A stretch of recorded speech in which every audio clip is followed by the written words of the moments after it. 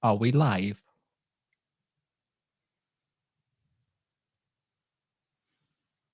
I can't hear you, dude. We are live. That was meant to be repeating. Hello, guys. Hello. I was writing a tweet. Give me 2 seconds. That's going back off.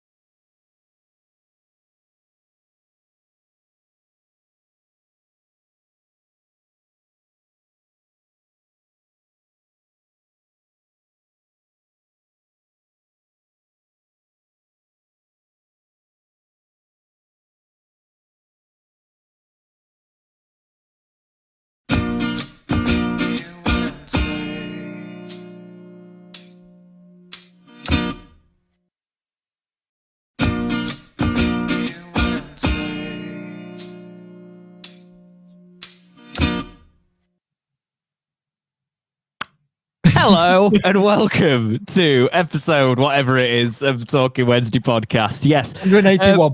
The loop button didn't work properly there. It was meant to loop our new starting screen if you are watching this live with us. 181 is it? So 181 of the Talking Wednesday podcast. The season has started. It is James and Jake to talk you through all the Sheffield Wednesday news and the aftermath of the Sheffield Wednesday Plymouth game, the start of the season. The season truly got underway. I've just come off the back of the stream. Proper football is back! Oh, literally Soph said, because Soph said, I thought I had more time. It was when I said to her earlier in the week. Have you football widowed her already? She was like, oh, I thought I had more time before. It's more of a case if she knows that it'll be a fact that the Premier League's just constantly on the TV. I'll be big, but the Premier League will be on the TV for absolutely forever as well. But yes, welcome back. We will start before we go into all of that. How's your week been, my friend? It's been good. I've been playing a hell of the EAFC 25 beta. Really, can't talk about it actually legally or whatever it is. You actually can talk about it. You can't show stuff. You can't talk about what you think. I don't think you can like review it. Mine doesn't work properly. I've had a few features not work. That's not a review. You can't review it, but you can say you got it and say it's okay. You can't review it basically. I've been playing a lot of that. It's been good. I've had a lot of crashes on it, but again, people, if you have got it, it's a beta. This is what it's for. It's for play testing, making sure things work. So far, so good. I'm looking forward to it. I've put my pre-order down for it as well and felt physically sick having to do the pre-order. Yeah, I'm going to have to do that soon. I'm getting to the point where pre-ordering games is starting to make me feel like my escapism is costing me more money than it should do. But at the end of the day, it is what it is. I've got a little 7-month-old who's trying to now walk, like properly try and walk, which is fun, and try and say words. So that's becoming quite interesting, having to watch what I say. So Davina, this is live, do not swear. So the last thing I want is the word to be an F-bomb. So that'll be not fun. But apart from that, it's been good. Just hot and humid is the word I've used. And it's not been great, but luckily I've got the aircon, but I can't have it running during this because it's not great. Like you probably still get a fan going, and I can't hear it. And I can't hear it, which is great. So you nail your noise gate there. How are you doing, mate? How's your week been? Good. We sort of had a little holiday from home. We decided we weren't going to go away because the financial situation of everything, and we've obviously just moved and everything. So it's a case of we went to Hadrian's Wall on Monday. Ooh. Part of it, at least. Went to like a Roman fort and everything, and then walked up to Hadrian's Wall. I thought a sheep was going to attack me. So, like, there was a public Derby fan doing all the way up there. So there was a public footpath, right, that was through a field, a sheep field. Yeah, and it wasn't actually a path; it was just a hill. Yeah. And we were climbing up we were walking up this hill to get to part of Hadrian's Wall, and this sheep just looked at me and Soph and like started walking, like charging towards me quite quickly, going meh. And I was like, "Oh, I'm gonna have to kick a sheep." And I was like, "Can you kick a sheep?" I'm gonna have to. You know the worst ones with that is, especially when you're walking, when you're going for a field with cows, and then you realise there's a sodding bull, and you're like, right, I'm gonna get a little bit faster now. Well, I do feel like this. Obviously, sheep move field because they eat grass, right? Yeah. So it's the farmers always not put them in that field. But why have you put them in the main public foot? I know you own the public, but the only public footpath to that part of Hadrian's Wall, it's literally got a sign that says public footpath, and it's pointing straight through the field, and there's like obviously that worn down bit of field in the middle, but the sheep are just everywhere. So much sheep crap. But anyway, it's been good, and obviously football is back, and I feel absolutely fantastic. That stream was brilliant. It felt like the days of old streaming. It's this podcast. It felt like when we first started the pod. Yeah. But not because we were sort of running off vibes. It was a miserable season, but the enthusiasm's back after seeing that performance. Yeah, yes, definitely. It was Plymouth. Yes, I think Plymouth, I predicted them bottom of the league, right? But that's not taking away from how good we were. And that's what you can't miss on that.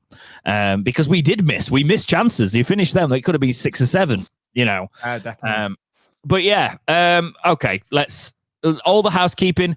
If you are watching on YouTube live, keep your comments coming. We will be featuring some comments towards the end, so save up some things you might be thinking you want to ask or you want to highlight, and we'll talk about them at the end of the podcast.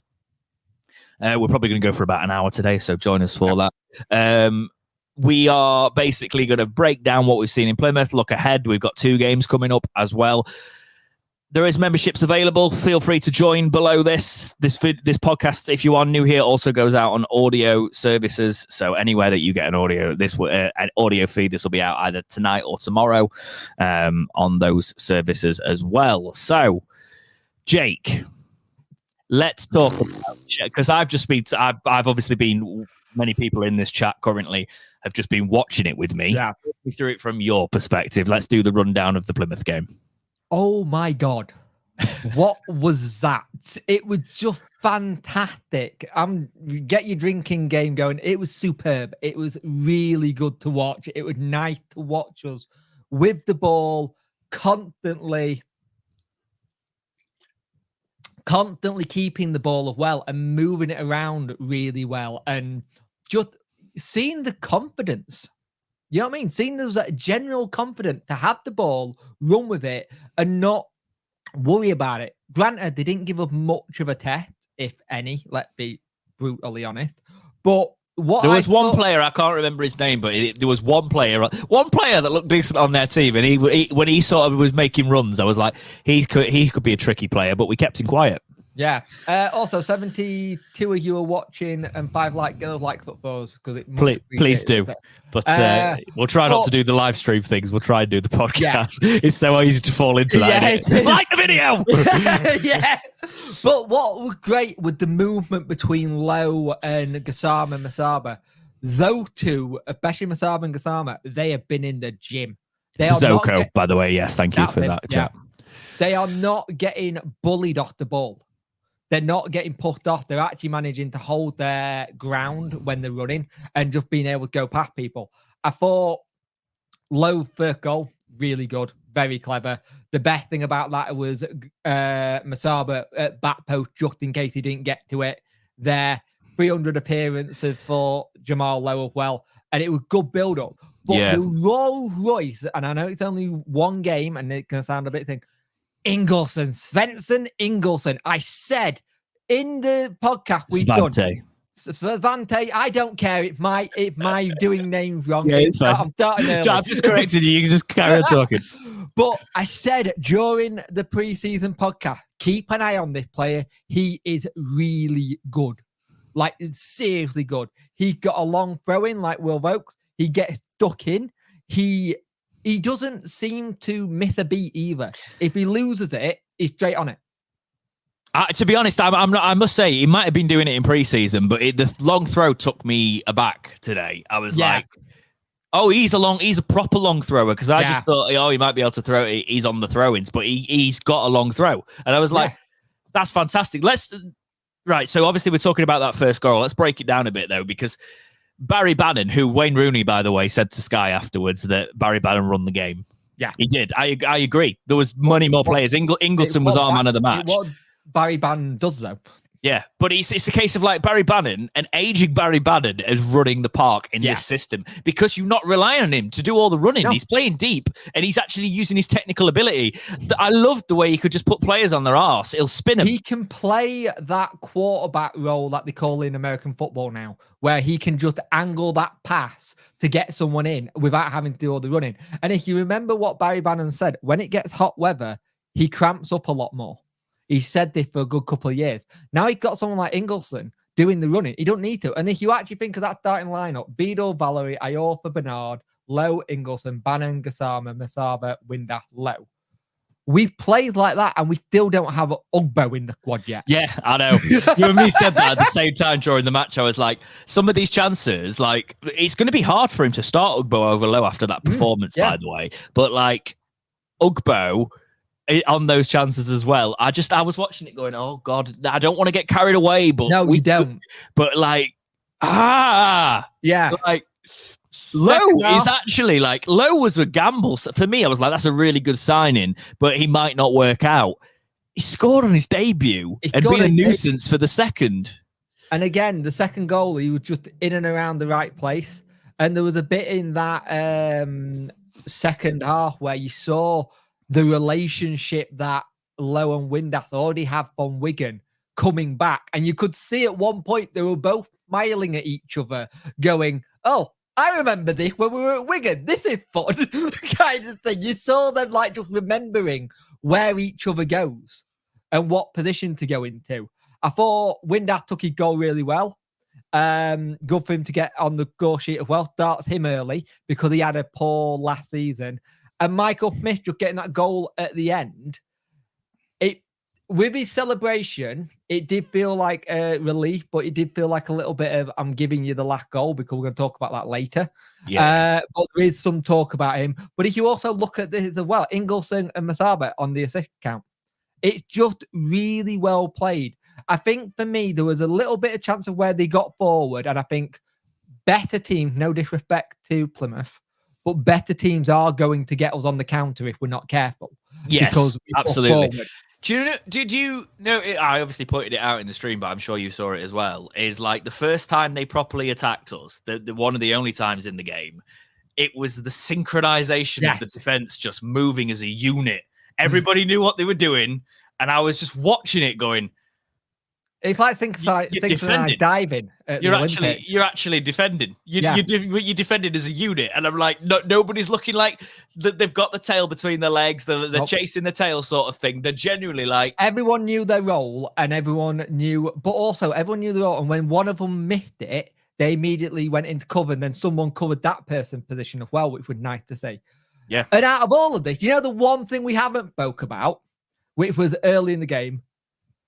Deshaun Bernard tried an overhead kick. Yeah, yeah, that was a little bit interesting. But but do you know what's great? I didn't even think about Bernard today, because it was just a case of in there doing what he does, and we're going to get challenged. Look, we're going to have tough tests. We're playing Sunderland next week. Again, we're going to be doing a live podcast actually next week after the Sunderland game. So it's a case of we've got a lot of content coming as well as a lot of football, but Sunderland's going to be a challenge. We've got Leeds coming up, obviously, in a couple of weeks, which is going to be a big test. Tough game. I actually think it's a good time to play them now, but in a couple of weeks, they might have sorted it. If you look at Sunderland and Leeds and Millwall, 3 games you actually want to get out early and then have the international break. Because if you look at the Leeds and the Sunderland game, there's a bit where they will challenge us a lot more. And then if there is stuff that we still need to work on, we'll have that bit in the international break to do a bit more work again on the training pitch. And that's something that's crucial. But you can tell, one of the things is with how high we were pressing, I was worried about us blowing because of how much. But then my brain went, no, that's not going to be a thing. They've been on training pitches for 3 to 4 hours at a time making sure they get this right, kind of thing. And I just love how we made it look fun. And it's been a longer time of watching Wednesday and it just looking fun. Yeah. I Right. I know it's been like, I don't know if I've ever watched a team play as attractive. I remember when we did the Barcelona-esque stuff. Do you remember that goal we had with Gary Hooper where it all sort of linked up like that? But in terms of like an entire game, like watching it going, this is insane. I'm watching us play arguably the best football I've ever seen a Wednesday side, all knowing what they're doing, all following it, and just... The only outlier was Masaba going for a goal, but I think he was getting encouraged by everything. He was enjoying it. Yeah, and other players were encouraging him, like, no, don't let it. I remember when he missed, and Windass was like, no, pat him, come on, get your head up, because sort of thing, like, you just keep taking those chances, you will score. And you know what we got, which I also think people are kind of discredited? You got about 3 or 4 leaders on that pitch now.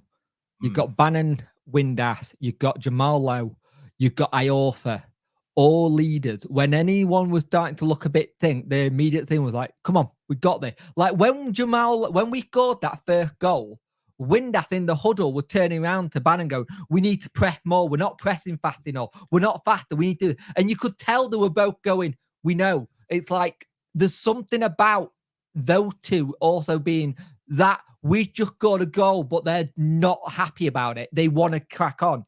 They know it's not right, so they want to improve it. I love that aspect about this team. Yeah. No, I completely get it. Can I just ask you, by the way, just off the cuff, not to ruin our flow, can you hear my fan? No. Good. Just because I'm using a different gate because I realized I've changed profile from the stream, so I'm on a different gate. So I was like, oh, that might be a thing. But as long as you can't hear it, we're good. Can't hear it. Cool. Because I need that on because this room is so hot because I've had the lights on and the Xbox on and everything on, and it's so hot. It must be like over 30 degrees in this room right now. I can imagine. It's like, I've had situations like that before, so I can imagine. But yeah, that's fun. But it sounds like Worko's talking in the background. I don't know if he's just having a joke there, but hopefully I can't hear it. No. Right. Anything else to say on the Plymouth game other than? 30 shots, 10 on target, 9 shots off target.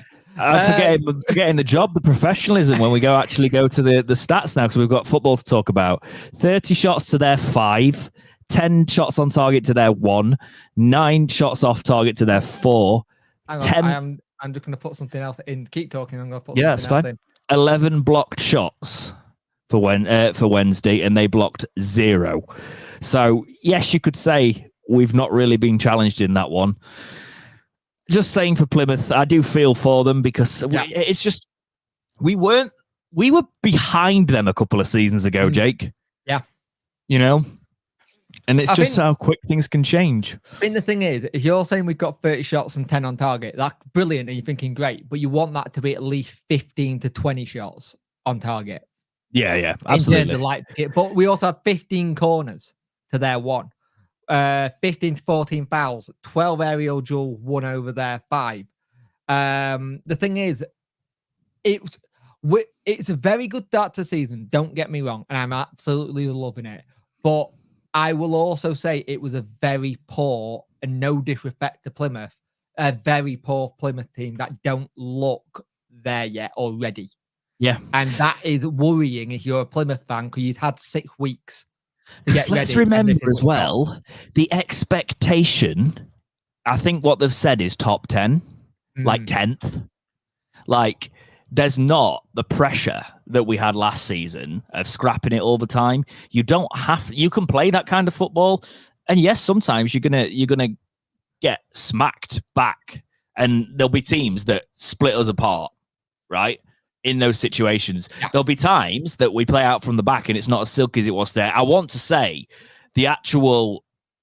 I looked at that back line, and I know you've got a soft spot for Paul. I like Paul as well, but I could see exactly why Danny wanted it. Because those fullbacks, not only did they get high up the pitch, they're good. They seemed good today, based on what I saw today, good defensively. Yeah. And that gave the likes of Iorfa more space in the defence, to have the confidence to come out of the defence, to have players drop into that if he was to lose the ball. But Iorfa looked like the player that we thought he was. It looked like when we bought him in 2019. Yeah, just powerful, coming out of the back of the defence with the ball, not being afraid, and just watching it, and watching his confidence with that. It's the pieces coming together. You know what the thing I got as well? It took until October to have this feeling last year, and we got it. A win. The thing is, what we got to remember, it's okay to celebrate a win like this and enjoy it and stuff.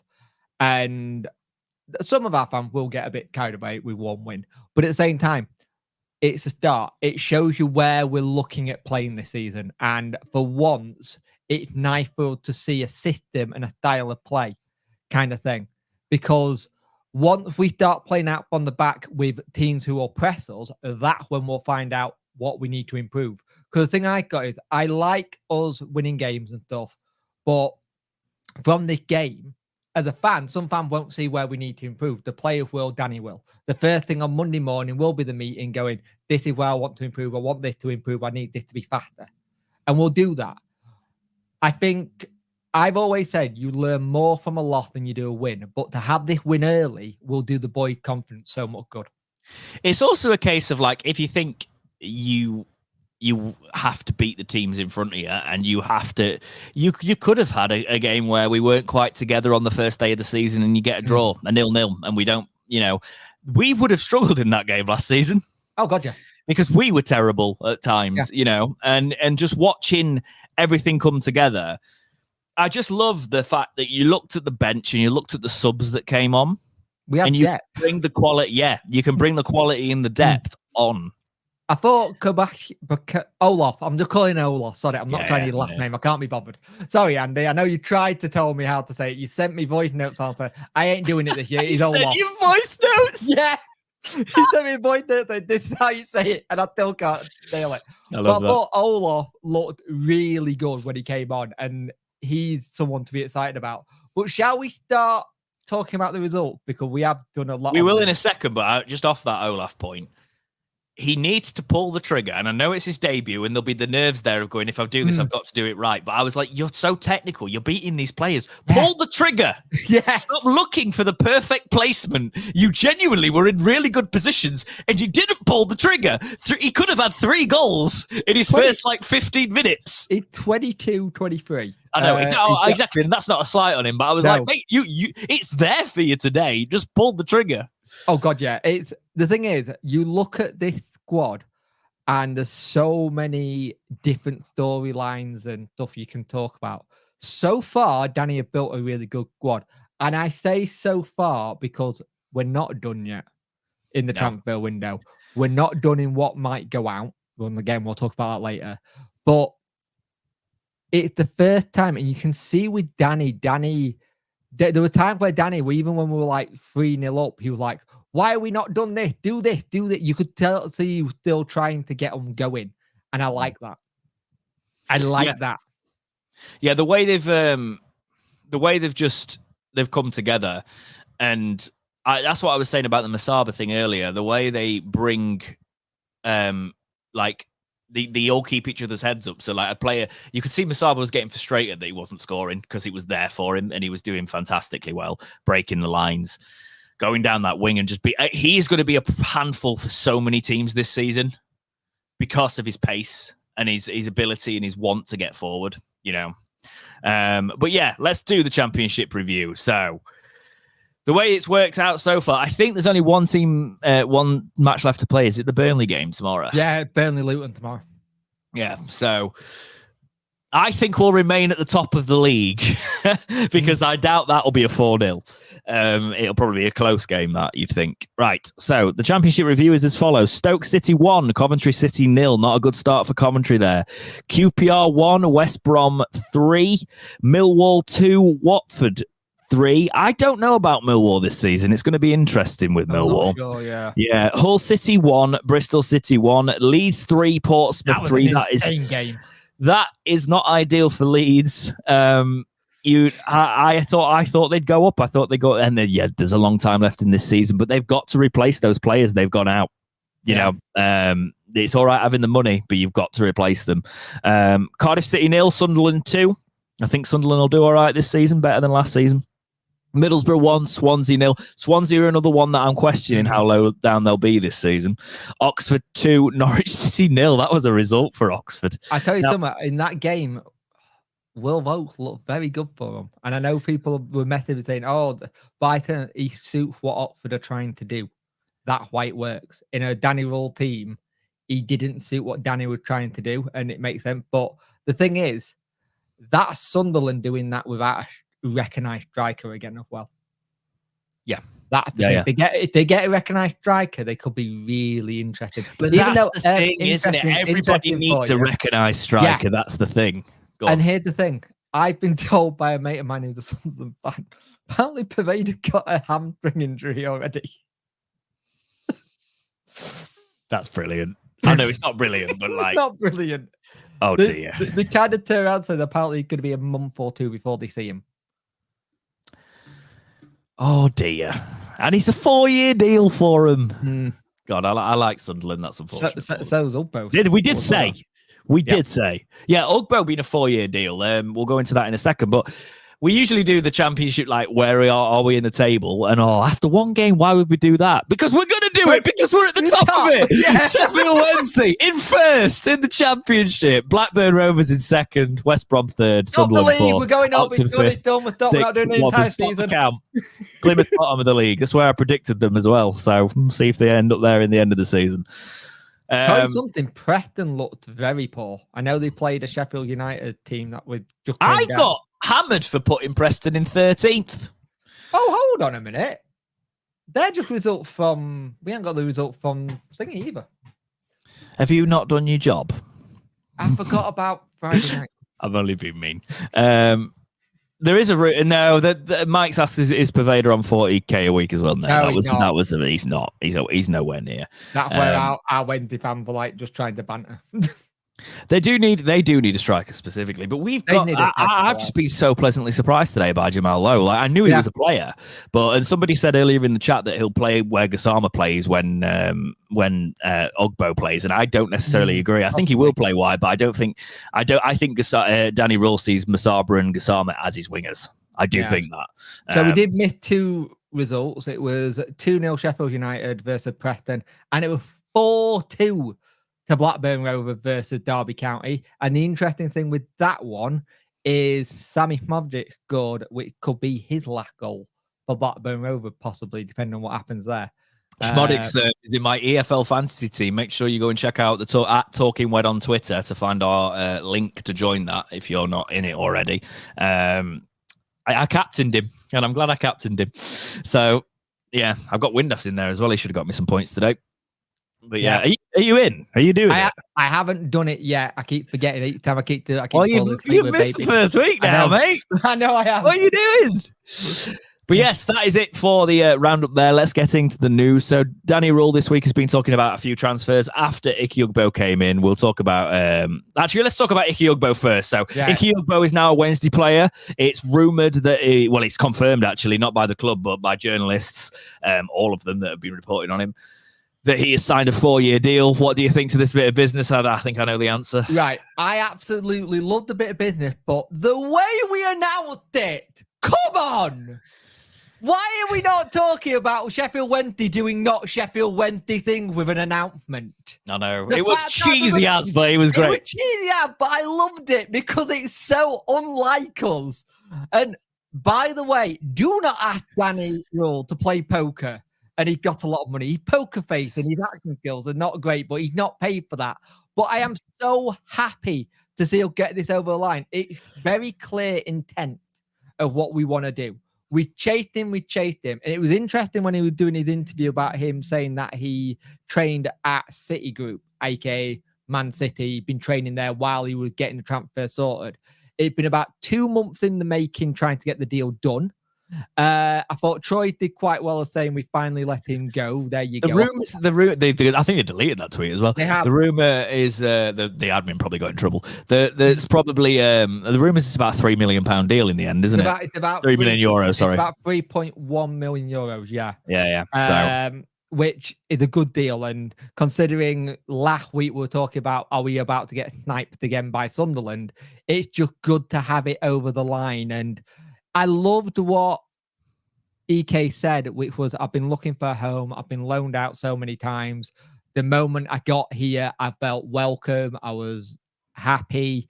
The fans just took to me like that. I've not had that before. I've not had people messaging me going, are you coming back? Are you coming back? When I've had loan spells, it's just been like, thank for your service, see you later. He literally done what every single player gets when they do well for Wednesday on loan is like, we want you back. The difference is this is the first time in a long time we've been able to fall in love with a loan player and keep him. Yeah, I know. It's absolutely it's amazing because to add to that, it's what we're building around him as well. The fact that Ingelsson just like that. I don't think we made enough of the point when we were talking about the match. The outside of the foot assist, yeah. Like I like to think of him near Ugbo, yeah. And we talk about a Barry Bannon replacement. I think we've got it in Ingelsson in the future. Yeah. But it's just, Beadle falling in love with a lone player in that regard. But it's one of those things with Beadle. I wouldn't go up. No, not even that specifically, Jake. I think if we're pushing top 6 next season, right? And Brighton just he's not ready. If you do a deal with Brighton for like, if we're in the ballpark of spending 4 or 5 million, I reckon with options and stuff there. Yeah. It's a lot of money on a goalkeeper, but I don't know, man. Like they will want the ready for the Premier League all the time, Brighton, if they're in the Prem, won't they? So it's not out of this world. Yeah, I think Antonio was probably the last lone player before this that we kept in that situation. I think for me with Beadle, I'm in two minds because I loved having back, but give me a minute. But the issue is that if you keep Beadle, what are you doing to Charles? Because if Charles goes and has a good loan spell and because they're both same ages, and I know Beadle is way ahead of where Charles is at the minute. But if he goes and has a good loan spell, we can't really say that with any confidence, to be honest, in terms of ability, because we haven't seen enough of Charles in competitive games. So it's a case of like you get him out, you get him go out and on loan and get him a full season, getting kicked about a little bit. That'll help him. Same with Bailey. But I think with that is you look at both their ages, they are very in the similar bracket as how good they can be. I generally think Beadle, if we didn't get him, you are looking at an England number 1 at some point. I rate him that much. Yeah. His height's really useful as well. It's he's just going to be. Also, can we also mention how fit our players all look after being in pre-season and afterwards? And don't say what you're going to say. They all look like they bulked up by a hell of a lot. They all look like they look stronger. It's okay. I've noticed that across the board in terms of the strength in the squad. We didn't get bullied off the ball today. If you look at the fouls, it was when we've got committed so many fouls. I'm putting inverted commas for the audio listeners because it was more of a case of yes, they were 50-50 fouls, but it was our players actually having the strength to run off and the players bouncing off them. Do you see the one that the Gassama nearly got bounced off, and he bounced the player, and Windass just went up to him and went, well done. And then go, you're stronger now. Get in. I think it's just the perfect example of the work being done. Interesting omissions, by the way. Chalobah. Cadamartri. Right. Chalobah, I have a theory. Go on. He's still 2 weeks behind where everyone came in because he only came in at St. George's Park. So he's a little bit 2 weeks behind. It's not like a Bernard because Bernard was away on international duty. He was still playing. Yeah. He was still playing, still training. So I wonder if just because he's still a 2 week behind where everyone else is, kind of thing for me. That's where I think it is. He's still not got the load that we want him to be at. Bailey, I generally think that probably means he's going out on loan. Yes. Now, yeah. We talked about the Wrexham link last week, didn't we? So well, it's the looking link like this week is Lincoln. okay. Now, Lincoln's a good shout because Lincoln have done really well in the past of having a lot of Nottingham Forest players, but they are by Forest fans, they're the reason why Brennan Johnson got so good for that season, that breakout season in Championship, because he went to Lincoln and he scored goals for fun. Do we know what their play style is at the minute? What are they playing? Because who's their manager at the minute? I do know how. Their play style very similar to us. It's not as hoof as it used to be. They got a 3-2 win yesterday as well. Their manager is it's Michael Skubala. If they play I don't know if they play a press, right. but we could do any 1 second. If any of our players go somewhere, they need to play a press now, I think. Right. That's okay. You just said that, right? Yeah. He was caretaker at Leeds United. Fair enough. He was Leeds United's during the caretaker in the press days when they were Bielsa times. 2023. Okay, so yeah. Around the Jesse March going into it era. 2022. So yeah, Bielsa era. Yeah. So you're probably looking at that kind of press that we need. So Lincoln would make a lot of sense. Yeah, I think that's what you want. You want players that are ready for sort of when they come back. They're not too far off the different play styles. We don't want to send him somewhere where it's getting hoofed up to him all the time. That's the thing. Like, we need to be able to have it's with Charles as well. That's the big thing for me. He needs to be a keeper at a side that's playing out from the back. There's no point sending him on loan somewhere where he's actually playing as a traditional goalkeeper, launching it up the field. You've also got the other thing, like, if you're talking outs, Wilkes has apparently there's been an inquiry from Rotherham for him, which is interesting. And I have this thing where, for me, you do let Wilkes go. You try and get whatever you got for him. You're not going to get what you paid for him, but you try and get something and just go see if you can go save his career somewhere else. Because he seems to be some places he does really well, some places he doesn't. If Wilkes did go out on loan, I'd be like, we're still having to deal with that. But at the same time, it's getting him off the wages, and it's. For some reason, it's not working because he picked up another knock. Well, the Star were reporting him about is there's been a breakdown in terms of the fee for Wilkes, hasn't there? And I'm like, we've got to see this more of a cut your losses and get him off the wage book if he's on a whack. Yeah. That's the thing. Like, talking of Rotherham, I felt sorry for Dawson on the bench at the weekend. Yeah, Dawson didn't start, did he? No. They lost. Apparently, it was a 50-50 at lunchtime if he was going to play or not. It's like, that doesn't sound good. No, I wouldn't want for Dawson. I wouldn't want him going somewhere and not being the number one. So a bit disappointing if you think because they lost. Well, he was saying that didn't our keeper make so good saves. He was like, I made the right decision, didn't I? I was like, you lost, Steve. Yeah. But like, yeah, whatever. Not our problem. No. But it's Wilkes. I think Rotherham makes sense. Look, Wilkes. You watched that side of Sheffield Wednesday against Plymouth. Wilkes doesn't get near it. No, not at all. And that has just confirmed for me that Wilkes gets nowhere near it. I don't think he was even in the squad today, was he? No, he picked up a knock. Yeah. He got a knock again. Yeah, of course. Yeah, you just said that. Sorry. And it's if he picked up another knock, he's not going to get anywhere near it because we keep having this happen. Like, the lad can't catch a break with little niggly injuries. But he weren't doing it for us in League One. I don't think he's going to do it in the Championship. Yes, this system will probably suit him better, but we've got better players in that position now. His time's come and gone for Wednesday, and that's really sad to say because I was actually championing him when we signed him. I thought it was a good bit of business, but it hadn't happened. At the end of the day, one of those players where he'll probably go do well once he's left Wednesday, and that'll just be what happens. It's just like, if he does go, he goes with my best wishes. And I want him to, because at the minute he is coming down to a one-season wonder, which is what I hoped he wouldn't be, because we were getting him fresh off that.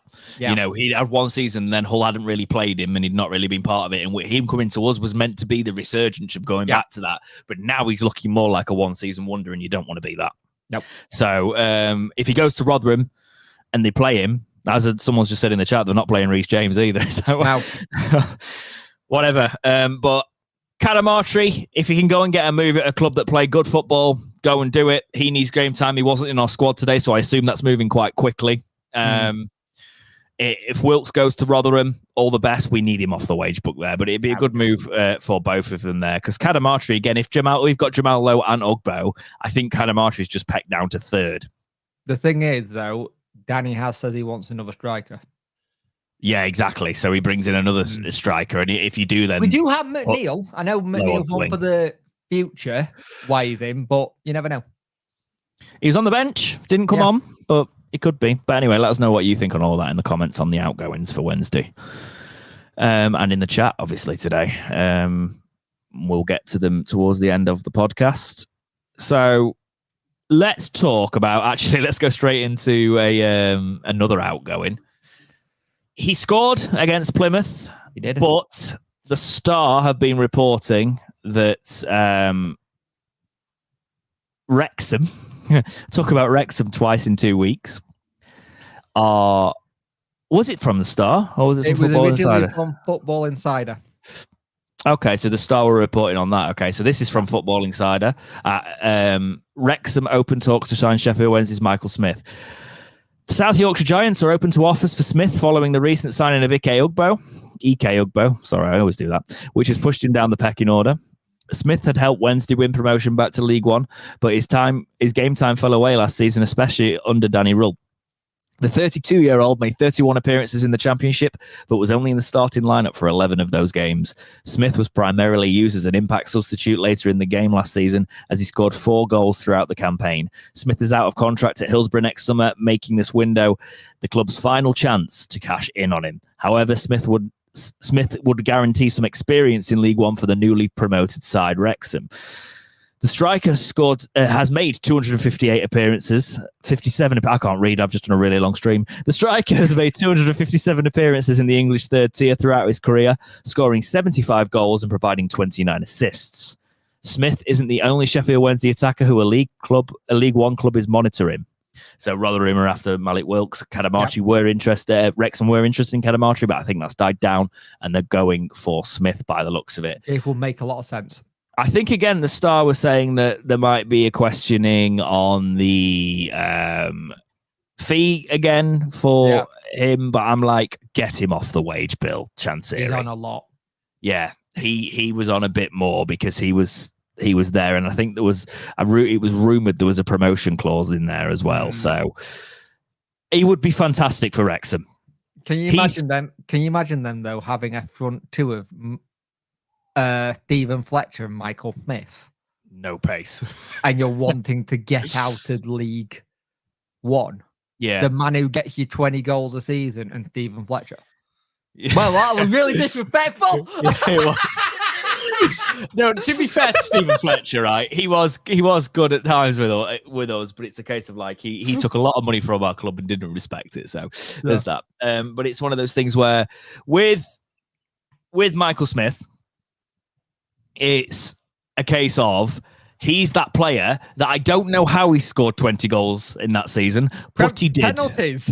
Yeah, and he's just. I actually looked at it today, and in a good side, like his attacking movements, you don't lose that as a striker. And he was there. He scored a goal against Plymouth. He will do it time and time again for Wrexham. I think it works. But then you're looking at their competition. If they do bring in Smith, they must be thinking like Fletcher's coming close to retirement. That's a good point. Jack Marriott's at Wrexham as well. Marriott, Palmer, Mullin. Like, are they just front-loading strikers? It looks like it. They're doing what I normally do in like a I can't be bothered EAFC career mode. But then it's coming to the point of the sad violins in the documentary when Ollie Palmer starts sitting on the bench and he's been one of the heroes of the first couple of seasons, and all of a sudden Michael Smith comes in. I think it would make a lot of sense if they got him. This is where you really see where Chansiri's at and letting Danny cook. There's letting Danny cook and getting players in, but the real thing for us that we haven't done in a long time is let players go. We can't have a load of players at the end of this season being going for nothing where we could have got deals for them. I think you make losses on players, you put it down, and then you reinvest it, or you go, thank you for your service. It's not all about making profit on a player. Sometimes Yes. it don't work. Sometimes it does. Do you You've think got it'd to be a make good sure fit? that- Do you think if Wrexham would be spending the money in the right way if they signed Michael Smith? Yeah. I think for them, you get someone like Smith, you have the person who probably going to take Fletcher's place, and Fletcher be the bench option. The chat say it's probably Palmer because Palmer starts. So it'd be Mullin and Smith up top. And I think that'd actually work a little bit more. They are both, and Mullin's got a little bit more energy than Smith, but they are. It's interesting. It's wondering if they're sort of stacking for injuries or something. But I think Smith, a lot of games in League One though. He's just got that experience. There is. We do know that. We do know that full well. And I think he'd be a fit there. I just wonder what the fee is because like they must have offered quite. I don't know. I worry that we've done a little bit of a Lee Gregory in January kind of thing again, where we've act too much again, and it's like, well, no, and you're using like, well, he's a 20-goal striker in League One. There's at least 500k. Yeah. Sorry, like I know some people might not think that. But there you go. Mullin's injured at the minute. Right, that's fair enough. 500k at least for a striker that scores you 20 goals in that league. Snap your hand off.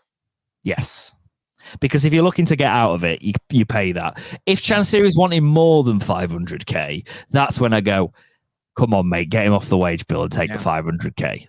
Yeah. Because we're looking to the future, right? This is where you've got to look carefully what we do next. You put a goal bonus in. You could put appearance bonuses in. You can put clauses in there. You could put a promotion clause in. Yeah, exactly. It's if they've lowballed and they've offered something like anywhere between 100 and like 250. Like Jordan just said it. We did, but Chansiri, and because he's done nothing last season, Smith, the thing that's in the mind will be, I need to recoup some of the money I've spent on his wages. You could argue that his goals in the first season getting us up have more than done that, but he'll want something on the way out. Yeah. You know what's the ideal situation? Letting him sit on the bench all season, taking a wage that could go to a player. Let's not do another Lee Gregory in January, can we? Can we not do that this year? It's like I'm all for sentiment and I'm all for people doing well and they've helped with stuff. Let's get the money for them. Let them go. I think we wanted a mill for him last season, didn't we? And that was the thing when Derby came knocking. So I think 500k. Give us 500k, Wrexham. Don't take the mick. He'll score you 20 goals. Also, well, also Lee Gregory, well done on going against Barnsley. Gave him the big one when he scored as well, which was awesome. But let us know in the comments and the chat today if you think that Wrexham would do well to sign Smith, and would it be a good move for Smith himself? Yeah.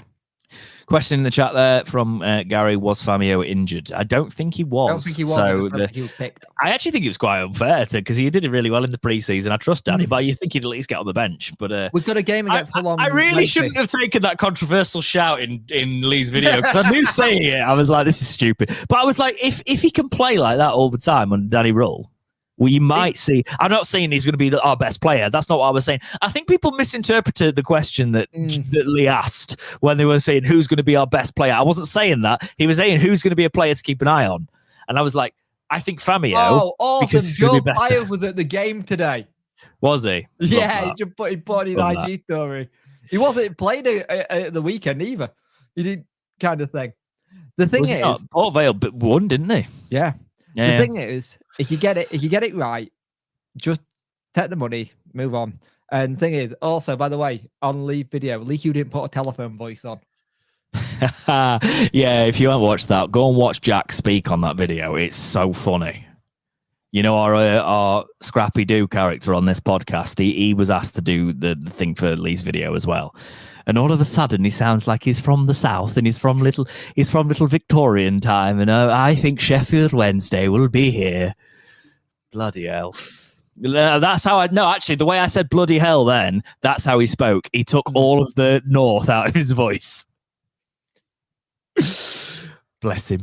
But yes, did you threw something in the document, didn't you? Or we'd already talked about it. I think we already talked about it. Okay, cool.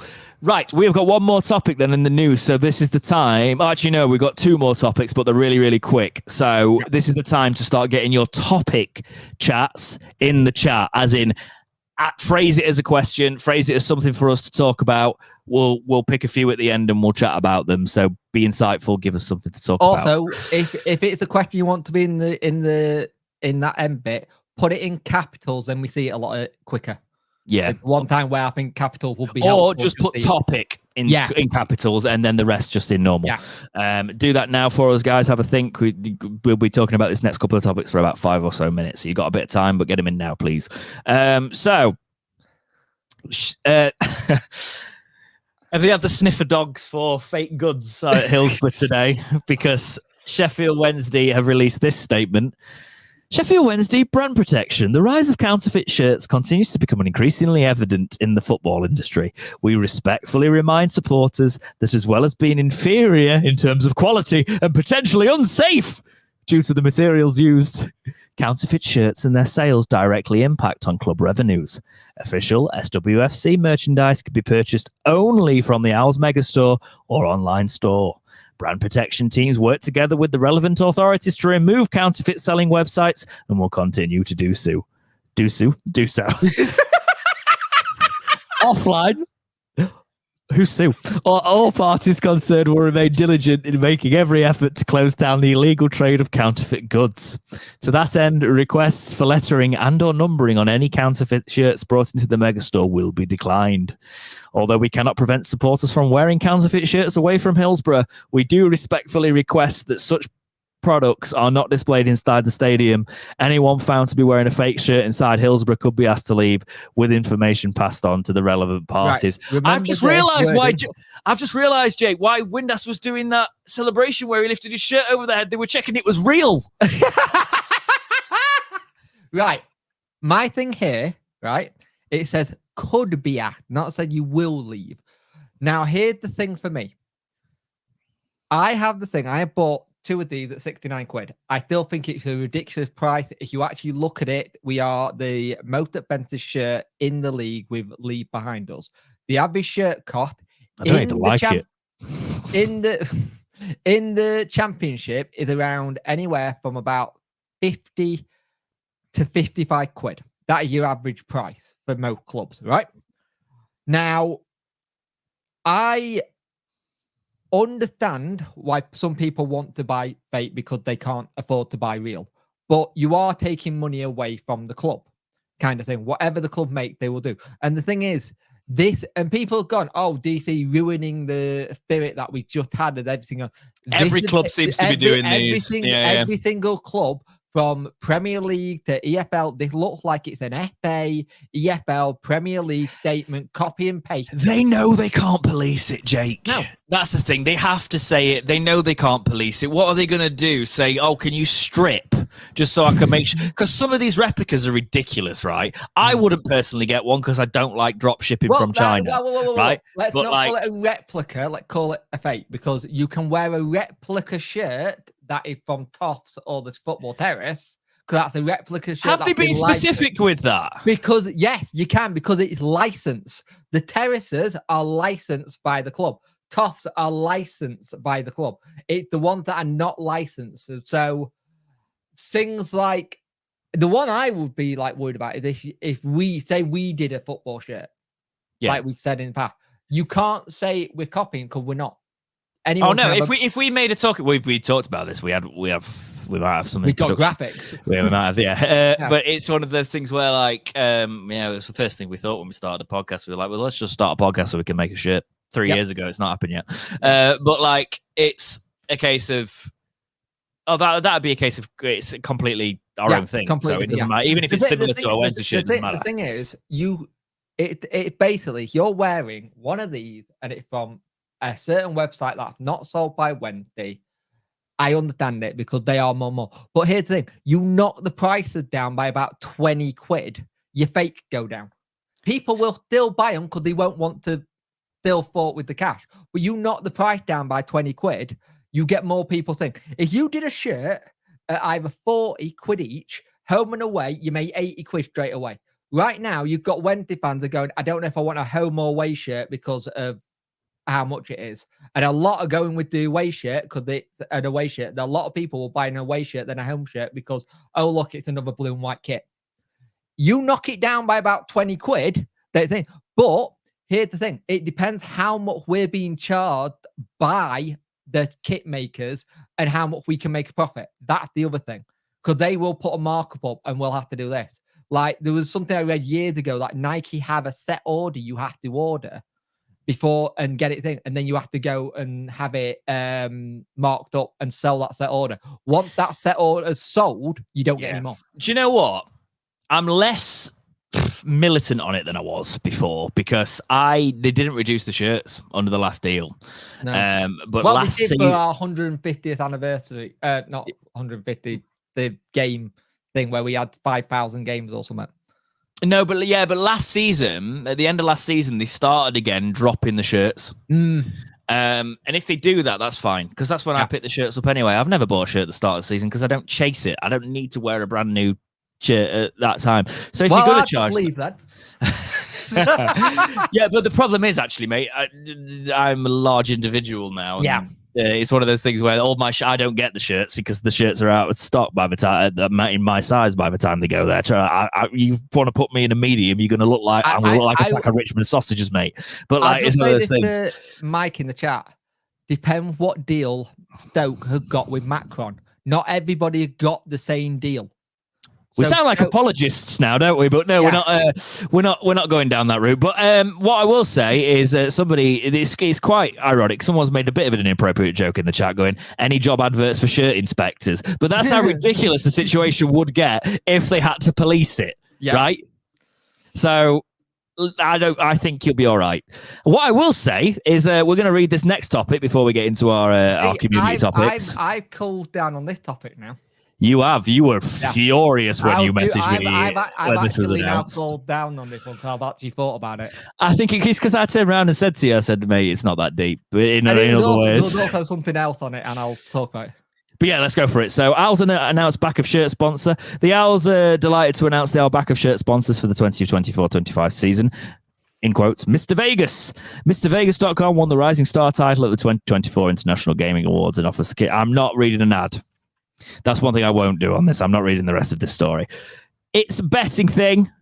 We are now taking money from betting, which a lot of people have got moral obligations against. Yep. The league is called the EFL. It's called the Sky Bet Championship. Yeah. The thing is, by the way, while I go into this bit, look at the private comment I've sent you in 3 yards. But here's the thing that you got with this. We have, for the longest time, had the thing where we probably would have gone with a betting company a long time ago, and it's been Chancery who's gone, I don't want to do that. I don't want to do that. I originally was a bit annoyed with it because I don't like it on a moral stance, and everyone else kind of thing, because I don't like what betting stands for, and everyone does have a bet. But again, we are sponsors. I actually in the don't. League.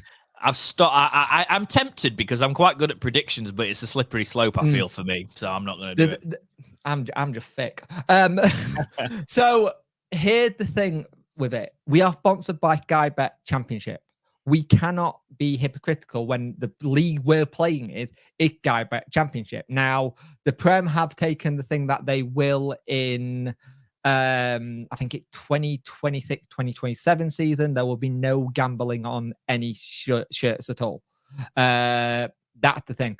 Now, if you also look at Mr. Vegas, they sponsor the darts. They sponsor the PDC darts. So that's something that's growing. It's also back of the shirt, which is interesting. Yeah, it's back of the shirt, which is not too invasive, so it's not right in your face.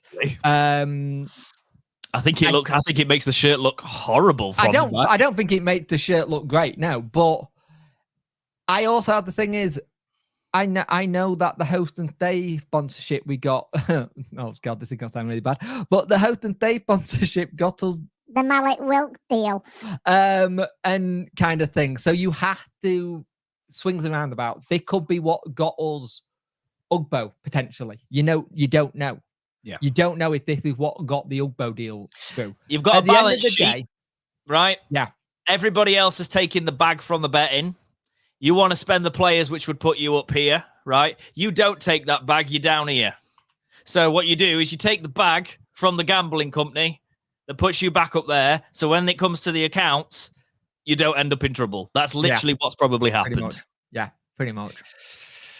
And that's what I was saying to you. I was there because I understood the moral side of it. But if other people are doing it while it's still happening, we might as well do it. I don't necessarily like it because there's people that have that as a vice and a weakness, and not in terms of the weakness of addiction to it. Like, I'm not saying they're weak, for God's sake, the internet, but like, it's a case of like, it becomes a vice, it becomes problematic for their life, right? Okay. Yeah.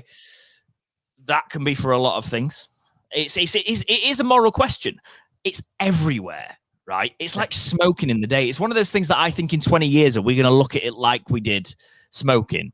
That like, it used to be like, improve your health and look cool with a Marlboro cigarette. It used to be that sort of thing. It used to be when you watch F1, there would be tobacco sponsorships on the cars. Carlsberg on Liverpool, one of the best looking sponsors ever. Like those sort of. I'm just going to say this: 132 people watching, 40 likes, get them up.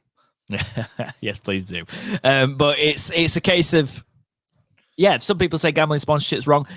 I can see all the moral sides of it, but if it's bringing money into the club, sometimes you just have to buy it, right? I don't like it. I'm not a fan of it. But at the end of the day, I'm not the one looking at the balance sheet. You're not the one looking at the balance sheet. At the end of the day, we made a decision. And at the end of the day, it's taken us this long to have a gambling sponsorship on. And I'm surprised it's taken us this long to do it. Let's just see what happens. What I would say is, Sheffield Wednesday, now you have a gambling thing. Maybe you do hey, if you need help, here are some charities to go help with your addiction, and we'll hold an anonymous gamblers thing somewhere under the Wednesday banner to help. Where you kind of fit your moral thing, where you might help. Hey, you need a venue, you can do it here.